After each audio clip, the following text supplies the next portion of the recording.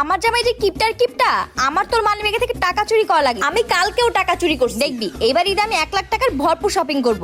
আমি এখন আব্বুর কাছে বিচার দিব। আরে দাঁড়া কি কবি তোর আব্বারে? বলবো যে তুমি আব্বুর মানিব্যাগ থেকে টাকা চুরি করো। না বাবা প্লিজ তুই কইস না। আচ্ছা বলবো না, কিন্তু আমি কোনো কাজ ফ্রিতে করি না, আমাকে টাকা দিতে হবে। এই নে বাবা নে, এটা নিয়ে তুই খুশি থাক। আব্বু আম্মুর একটা সিক্রেট জানতে পারছি, হ্যাঁ বল। কিন্তু আমি কোনো কাজ ফ্রিতে করে দিতে পারবো না, টাকা লাগবে। ধ্যাৎ, আমার পোলাটা আমার মতো হয়েছে।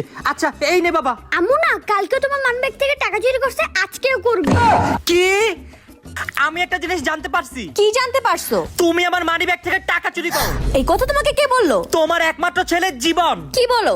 ও তো আমার কাছে একটু আগে টাকা নিয়ে গেল যে কিছুই বলবে না। আর আমার থেকে টাকা নিয়ে তোমার সব সিক্রেট বলে দিল। ওর এতটুকু বয়সে এত টাকা দিয়ে কি করতেছে খোঁজ লাগাইতে হবে।